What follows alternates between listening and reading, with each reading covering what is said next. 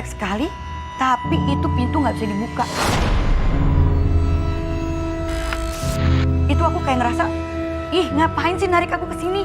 Ya. Karena begitu aku nyampe ke toilet itu nggak ada rasa apa-apa Kak. Aku kayak ngerasa kayak, aduh ini ngapain sih manggil aku ke sini gitu. Dan aku harus ngelawan sendiri gitu. Terus aku udah gedor-gedor segala macem, kru pun datang, semua datang tuh nggak ada yang bisa buka pintu. Aku bingung, hampir setengah jam dan aku hampir pingsan di dalam.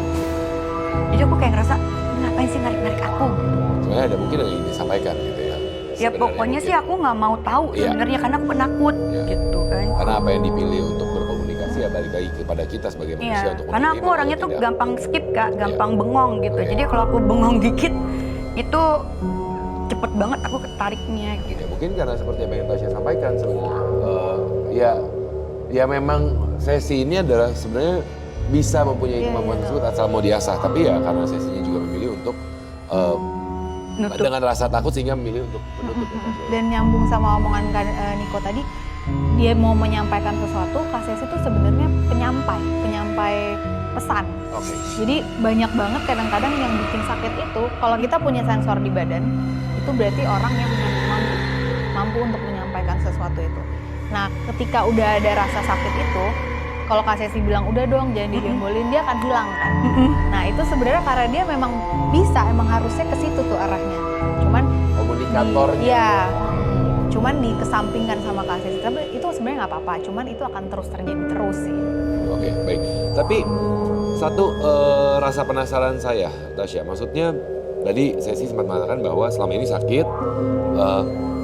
Satu cara adalah dengan dia mengatakan udah dong jangan di sini. Atau sebelumnya dari Sesi bilang adalah ayahnya aja yang bisa ya untuk menetralisir itu. Nah, apakah secara garis keturunan memang ada atau bagaimana? Iya, tapi nggak jauh sih sebenarnya mungkin dari kakek, ayah langsung ke Kak Sesi. Dan sebenarnya kembaran itu pun juga bisa. Sesa. Nah kalau Sesa itu memang lebih jago dari aku. Dia lebih menerima mungkin posisinya. Dia lebih menerima dan dia lebih kayak ngeliat pun dia is okay, gue gak takut kalau dia. Jadi kalau dia tuh memang jauh di atas aku ilmunya. Kalau aku kan memang wow tidur sendiri aja aku takut gitu. Mungkin bisa dikasih juga tadi Ervan sempat memfoto ketika Sesi dan Tasya ya bagian belakangnya. Iya. Bisa diperlihatkan ke kamera dan juga teman kita. Kalau yang saya lihat sih dia lagi ditempelin sosok anak kecil. Dia lagi gendong gitu. Oke, jadi sosok anak kecil. Sosok anak kecil. Nah, apakah berhubungan dengan Kenapa?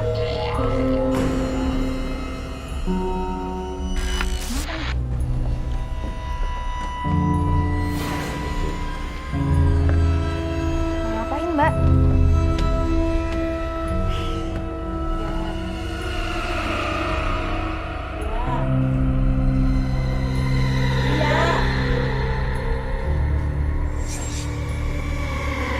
kenapa Tasya?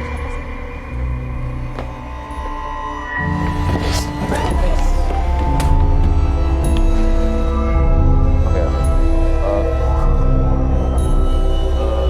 Teman-teman, Febri boleh minta bantuannya? Satu-satu mungkin ya. Oke. Bisa. Kita coba bantu teman-teman, ada yang bisa bantu Ada ya? panelis yang pria mungkin boleh bantu angkat. Hati-hati. Ini. Ganti, bantu yang angkat. Coba angkat, Boleh? boleh mas? Satu-satu, boleh. Dua. Siap, terima kasih. Boleh bantu dulu. Mungkin oke. Tasya apa ya Tasya? Tadi aku sempat lihat sih pas mereka ngomong ya. Ya. Pas mereka ngomong di kaca, aku memang sempat lihat mereka kayak dituntun gitu. Ada yang ngasih tahu omongan itu. Oke. Jadi makanya iya. Ya. Tapi yang nuntun ini berbeda sama yang Ervan gambar, kan anak kecil ya yang di Kak Sesi. Ini orang tua, nenek-nenek. Oke. Berhubungan dengan kaca ini atau memang sebenarnya ada sosok lain saja yang memang kebetulan dengan panelis kita? Sosok lain sih itu sebenarnya ya, mencoba mengganggu. Makanya aku bilang kalau ada yang mau komunikasi ini yang di studio ini sebenarnya terus-terusan ya dari kemarin. Ya. kalau memang mau komunikasi mendingan samperin ke aku. Ya tapi untuk memastikannya tidak ada apa-apa kan di kaca ini kan sebenarnya kan.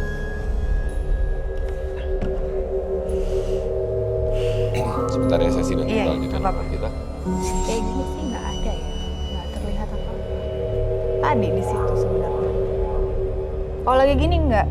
Makanya aku kadang-kadang kesel ya sama yang begini-gini tuh ketika diajak bicara Ya. kabur, tapi nanti tiba-tiba masuk kemana, menyerang semuanya gitu. Berusaha mencari perhatian Perhatian, sebenarnya iya. ya. Jadi ya memang apakah ini sebuah kebetulan atau bagaimana? Memang ini adalah tadi kita sempat berbincang mengenai sesi dengan seorang penulis saya lebih menerima dan juga Pak Gus dan memberikan interaksi gitu ya.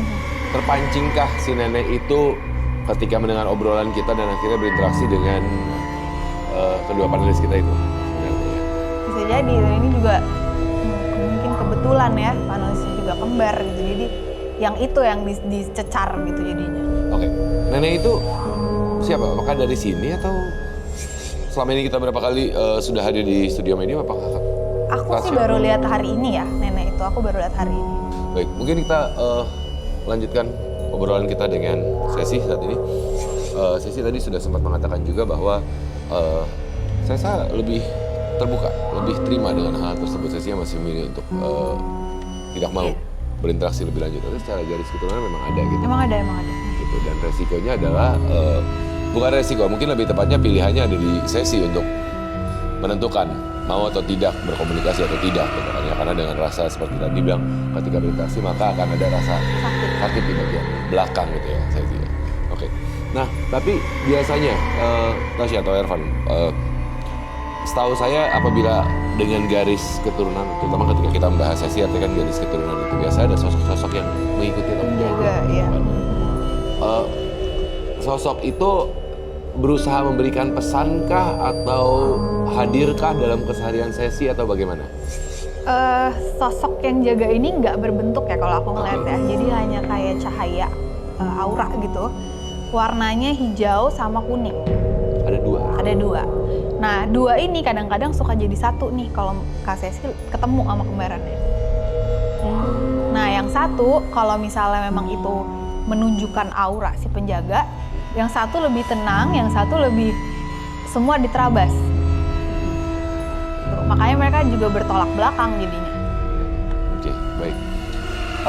Pertanyaan tadi. Cahaya hijau, cahaya kuning.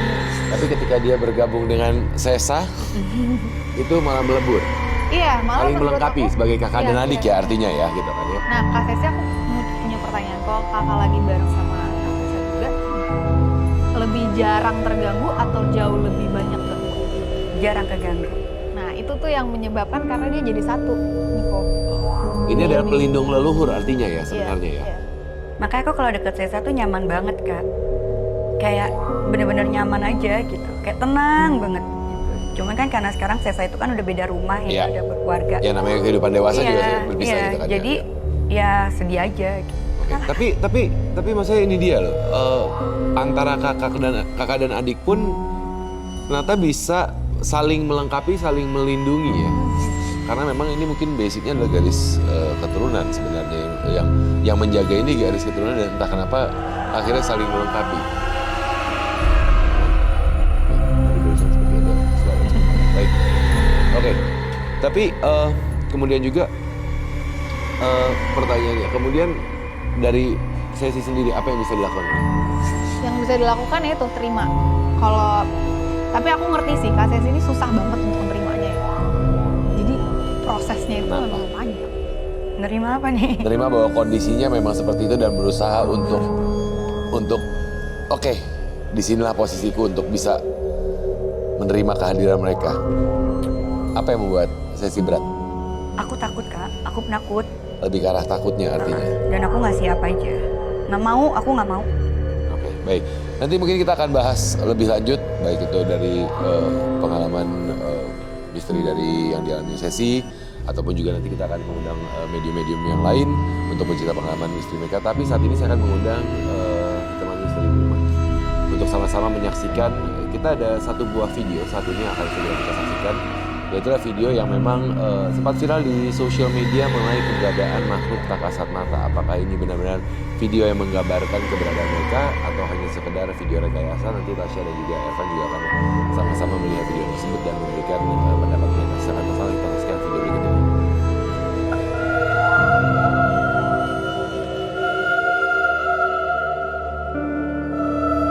Ini sosok anak sedang direkam.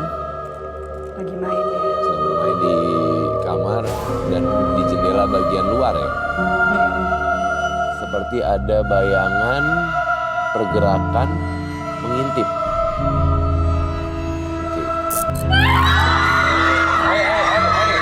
Oke. Udah. Tenang, udah.